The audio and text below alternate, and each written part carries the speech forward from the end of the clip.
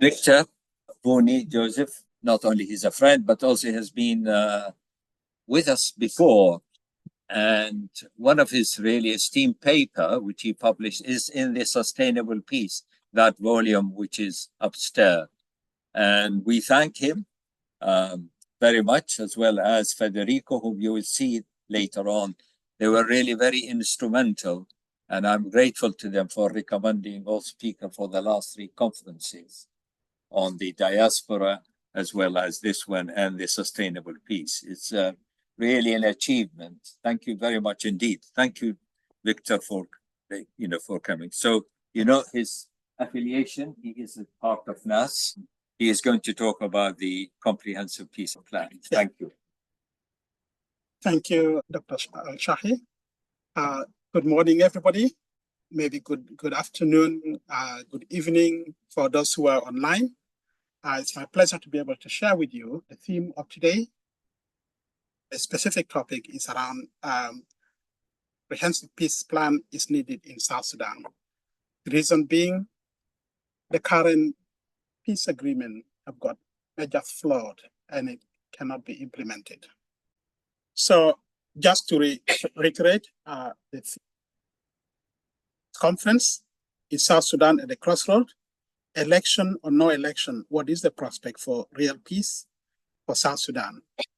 This topic was at the time conceived with a view that there was going to be election or no election. There was that uncertainty. So I'm starting to reflect on this. Things have obviously moved on. I have 5 key areas that I'll talk through. A little bit about what NAS is. Most of you have heard about it. Perhaps some of you may be new. A summary of the key questions of the theme. I just want to give it where we think things are. And then I'll give a summary of the answer of the question of the conference theme. And I'll answer the question of why we think R-ARCSS has not worked. And then also I will touch on Tumaini. What are the fundamental weaknesses? Some people are expecting good things out of it, but some people are not quite so sure. We think there are some fundamental flaws around R-ARCSS, and then concluding by the way forward. I hope to be able to speak perhaps for about 20 minutes. I will have spare minutes at the end. I have some song, YouTube. If it plays, that's fine with your permission. If you're okay to play that towards the end within my allotted time. Good. So what is NAS? And I think I just need to show you what our vision is. The NAS vision is for a peaceful and prosperous South Sudan that ensures that freedom, justice, and equality and the rule of law prevails in the country. And our mission is to restore the unity, dignity, and power to the people of South Sudan, to safeguard diversity and establish a democratic federal system of governance. And that's important. Though it seems simple, it's taken a lot of hard work to get to those simple vision. And I hope our people yearning for peace will understand what we strive for. And these are the fundamental values of our history, across geography. Key thing is values. Values are fundamental. And you can see that there are a number of values. I'm not going to read through all of them, but you can see there are key things that we are passionate about: freedom, unity of our people, the dignity, equality, mutual respect for each other, and a number of other things. And I think these values is important for us to live, to realize and live in peace and harmony. We have to strive to embrace those values. I'll talk a little bit more on that in the detail of the context of what are the challenges, the root causes of the problem facing South Sudan. So the summary of the key things posed for the theme of the conference, that South Sudan is at a crossroad, election or no election. What is the prospect for real peace for South Sudan? I think the first one is, we know election has not happened. Dr. Lam has kind of articulated, as given the context there. What has happened is a unilateral extension by the government of its tenure to govern. That has happened another 4 years. Has it brought peace now? If you ask the ordinary people, now that the extension has happened, the answer is no. It's basically extend the suffering of the people for another 2 years. There's no uncertainty. For those, if I can give an explanation of what we heard from the previous speaker, that R-ARCSS has brought peace. Now, what does it begs the question of defining what does peace mean? In health, if you are healthy, it's not only absence of disease, but it's well-being, and so forth. WHO described health in that way. What about peace? It suggests that only some people define peace as no active war or reducing war means that it's peace. But people are unhappy. You know that there are actually conflict going on across the country. Why are people still in the refugees, in the UN displaced camp within Juba? Why are the refugees in the neighboring countries not coming back if there is peace? Usually people will come voluntarily. So the answer is there is still no peace in the country. The second question is hypothetical one. Obviously, election has not happened. If election were to happen, would there be peace? And I would say there would be no peace, even if election happened, because there was going to be a lot of chaos. There's going to be a lot of people who are unhappy. They feel that the election has been manipulated, it's not been very fair. In fact, the process is leading to a fair election. There are a number of things that need to happen, which people in the audience has asked questions about. For example, there's no permanent constitution that defines who we are as South Sudanese, how we can coexist, and so forth. So to have election in the vacuum or absent a number of steps, people will be very unhappy, people feel cheated, and in fact, it will, rather than creating peace, it will create war. So you can see, without election, there is still no peace. With election, there would be still no peace. So why is this? There is a fundamental issue that people have missed, and which is inability or lack of will. A previous speaker talked about will, and also participants from one of the participants also asked about the will is required. And I think we need to come to that. There's no will to achieve an inclusive and peace and governance that addresses the root cause of the problem. So what do we mean by inclusive peace? It's not necessarily having more and more people in the government and then assuming that there is peace, or giving more people positions and then you assume that there is peace. It is addressing fundamental principles. Those values I have put down there about fairness. Yes, people would want to see how they govern themselves. For example, at the national level, at the state level, and at the county level. And we envisage a federal system of governance where there is division of power at those levels. People get empowered to manage affairs in their respective places. So what we have is elite rule that has captured the state, and that there is no desire for an inclusive institution of governance. So to put it succinctly, because the elite have got control of power, they see no reason to change anything. And they would use any tool possible to delay, frustrate any attempt to change anything. Let me turn to R-ARCSS. Why is R-ARCSS fundamentally flawed? When it was signed in 2018, there was issue. Some people thought it was good. Some people think it is flawed. The test is time. Since 2018, now it's 2024, 6 years. The parties have failed or struggled to implement it. It means there is something wrong there. So number one there, the top there, I put the agreement was conceived. It was not willingly negotiated by the parties. It was under duress. The parties were forced to sign the agreement. I know some of you might be there, some of you might have not been there, but the truth is, it was not, the parties did not sit together and negotiate it.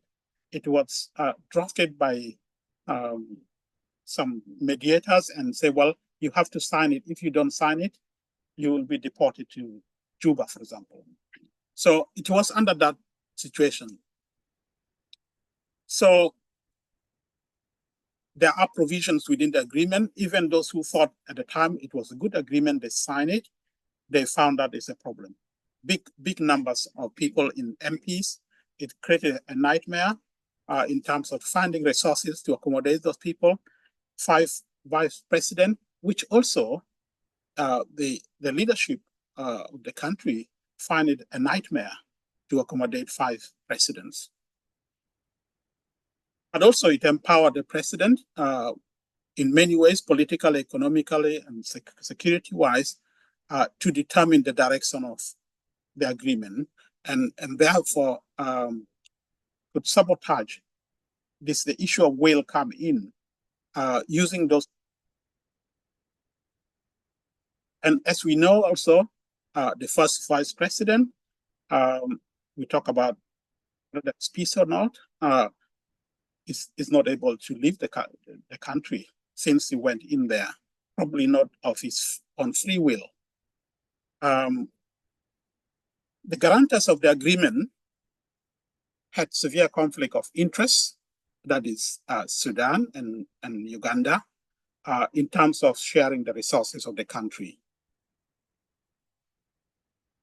Also, after signing this agreement, the government also stalled and was unable to form a new government. When it was 2018, it took 2 years before they could form the new government. And lastly, as I said, the last point about the will is a key element. There's no will to implement the agreement by institutions and stakeholders who are doing that. So the bottom line is we have tribal group, or not maybe the whole tribe, but a group of tribal groups, the Joint Council of Elders. They do not want to lose the control of the power they've got. They don't want to be held accountable. There are provisions in the agreement about war crimes and so forth. Nobody wants to hear that.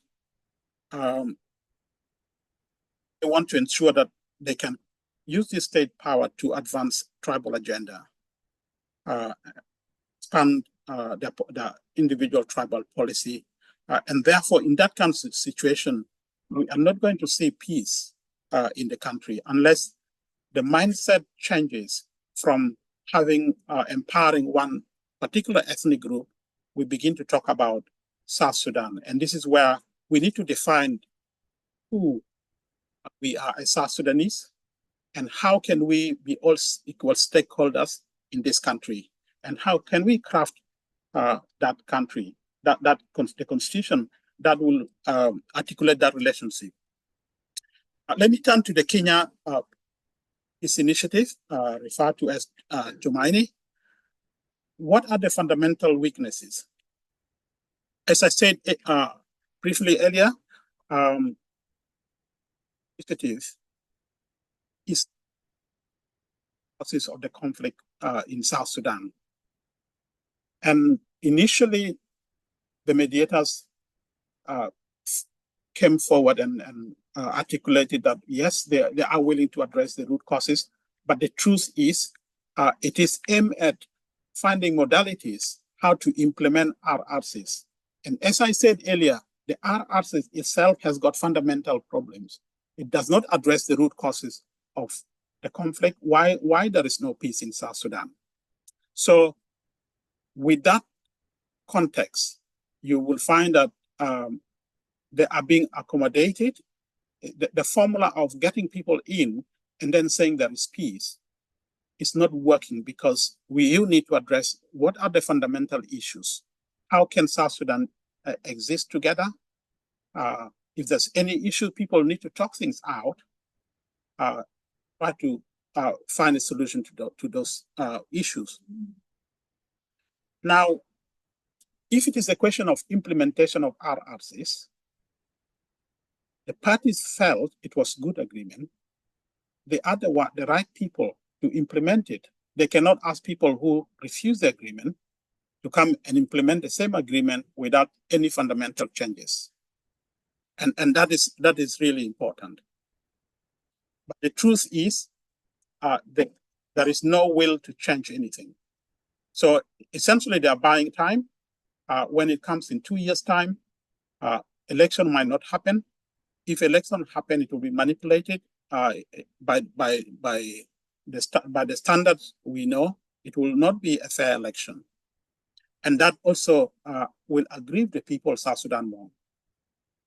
So for record, NAS refused to sign R-ARCSS in Khartoum in 2018 because it believed that it did not address the root causes, and hence, as it is, it still remains a flawed agreement.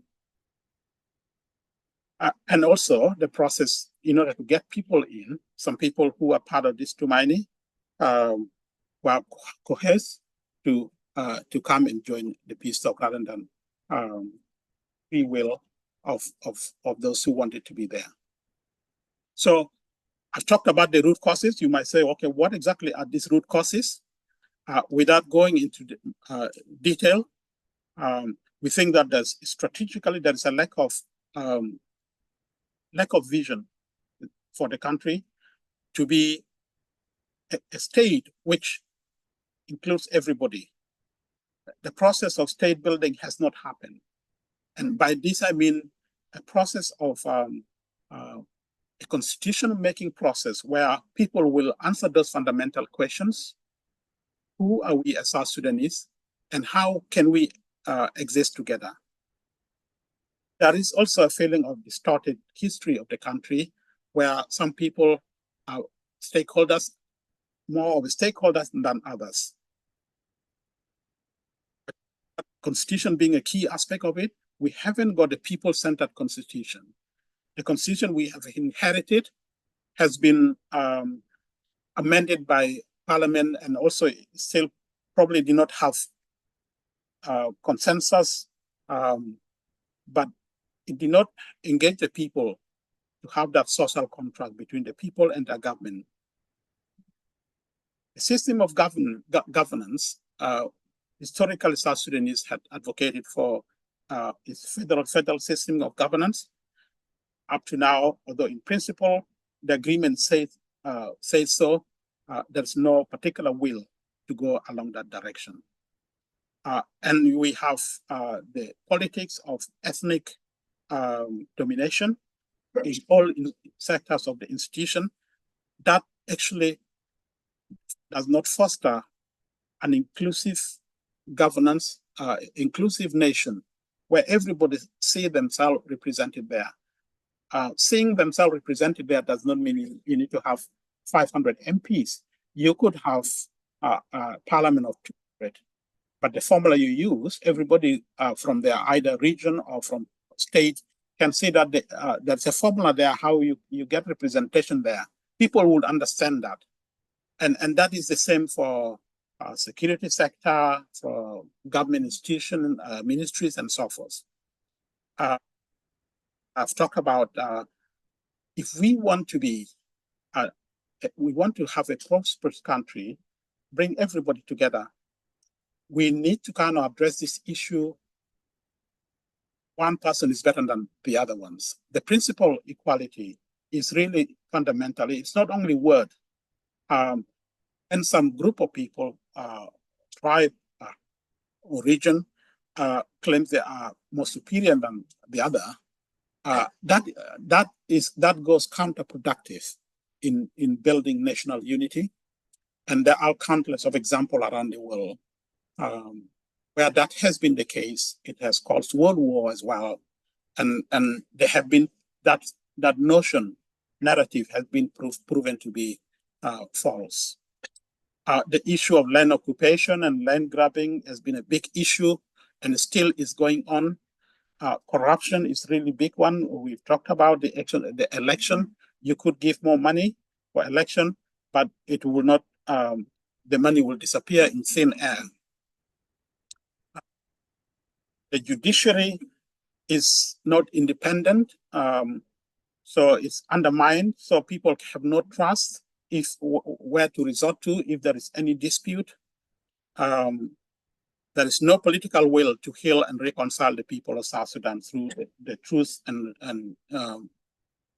transitional justice.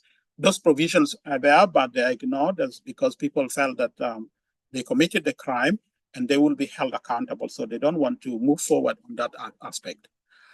There is fundamental lack of national development plan, economic plan as well.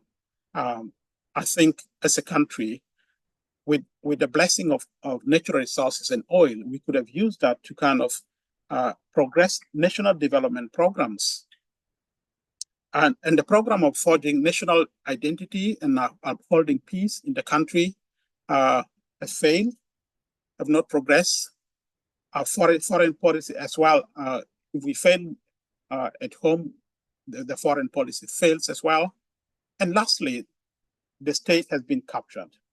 And those who feel they are in control, they have nothing to lose. They don't want to change anything. They want to accommodate at the edges people, but they remain in control of the central power. The way forward, as I said, a new peace agreement we think is required, and does require a fundamental shift in thinking that we can continue in this game of trying to manipulate one another, but there won't be peace. We have seen that from history. If we really want to get peace, we need to be honest and say, well, we got it wrong. The trajectory we are taking is not taking us forward. Let us sit together and chart an honest path to get an inclusive modern South Sudan. And NAS and its like will be issuing that peace plan in the very near future. We need a roundtable conference where all those root causes I've just talked about need to be honestly discussed so that people can find a way forward. We cannot keep tinkering or amending what has not worked. If something has not worked, it is worth starting from a blank page as opposed to amending what hasn't worked. In 6 years, the same agreement has not worked. It's not going to work. Captured by one of the South Sudanese in terms of his song around peace, a roundtable conference. So the option facing us is, should we continue the projection where we are, or should we consider alternative option? Yeah, okay, I'm finishing now. Where we have the rule by the elite, corruption, which is in control of the country, corruption, tribalism, and all those things you can see lack of rule of law. And on the other side, should we strive for an inclusive governance based on federalism, where people see themselves, their freedom, where there is hope, prosperity, and so forth? We think that the people of South Sudan should look forward for a brighter future where they can see themselves together in a nation they can reflect and identify with. And we think that is the option that and we think South Sudanese should go for. Thank you very much. Thank you very much, Victor. Give thanks and praise to the Most High N and I for the people of South Sudan, you know. Let's come together so we can resolve our own problems. Peace and unity is more important to our country. Anagi asalu mushkilata hakuma shuno. Ananina gi asalu mushkilata hakuma shuno. Ananina gi asalu malitu majujibu salam.